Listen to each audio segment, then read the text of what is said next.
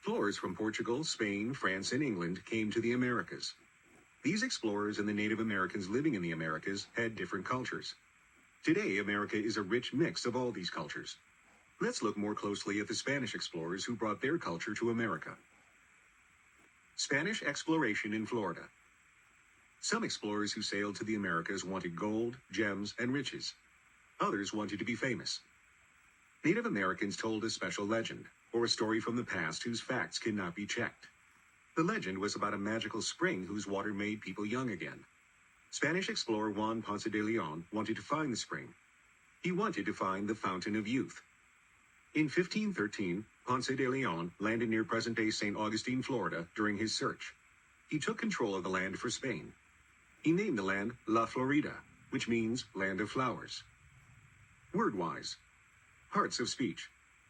The word land is usually used as a noun. Find the word landed. What part of speech is landed? Ponce de Leon and his men did not find the Fountain of Youth. Ponce de Leon was very disappointed and left Florida. He sailed to what is known today as Puerto Rico and then back to Spain. Ponce de Leon sailed to the west coast of Florida in 1521. He brought with him about 200 settlers, 50 horses and other animals, as well as farm tools. When Ponce de Leon and his party landed, they went to battle with a group of American Indians. Ponce de Leon was wounded, and he died soon after.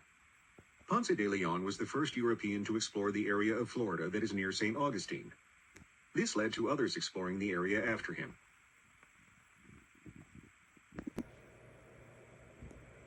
Other Spanish explorers.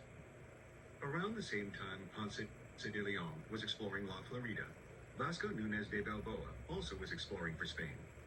In 1513, he led an expedition in search of gold, and was the first European to reach the Pacific Ocean.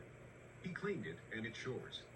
This helped Spain in later years as the country explored and conquered South America's western coast. Another Spanish explorer, Hernando de Soto, took part in conquests in Central America and Peru. He also explored the present-day southeastern United States.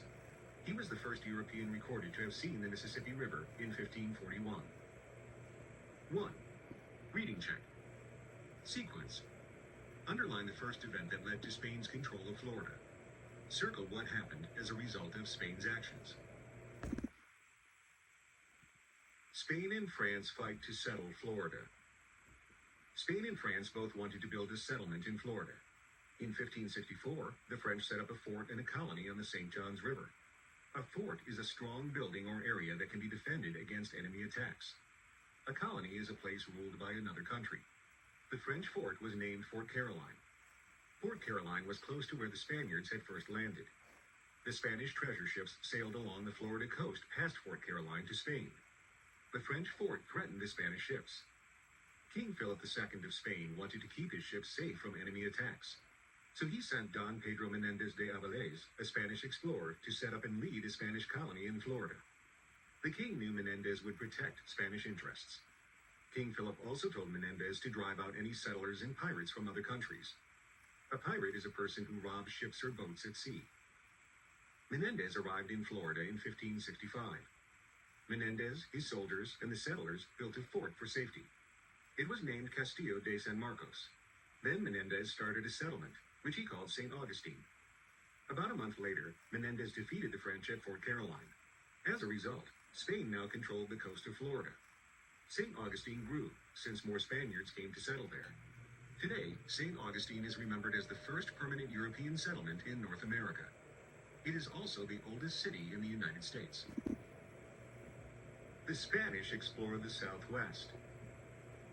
In the 1500s, many Spaniards lived in New Spain, present-day Mexico. Native Americans told them a legend about the 7 cities of gold. Spanish explorer Francisco Vázquez de Coronado went in search of this gold. He found that the city of Cibola was a Native American village. The Zunis told Coronado he might find gold in Quivira. He did not find any gold, and he returned to New Spain in 1540. In 1598, Juan de Oñate and others returned to again search for Quivira gold. His group crossed the Chihuahuan Desert. On the 45th day, the group ran out of food and water. People searched for plants to eat, but found little. Many people nearly died until they came to the Rio Grande. Their lives were saved. After resting, hunting, and fishing for 10 days, Oñate ordered a day of Thanksgiving. Here is what one member of the group said. Primary source. We built a great bonfire and roasted the meat and fish, and then all sat down to a repast, the like of which we had never enjoyed before. We were happy that our trials were over. A member of Oñate's group, 1598. Some historians say that this feast was truly the first Thanksgiving. Every year in El Paso, Texas, people reenact this significant event.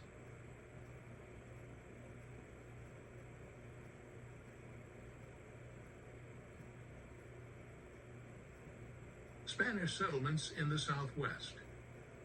After the day of Thanksgiving, Oñate colonized New Mexico for Spain. To colonize means to settle lands for another country.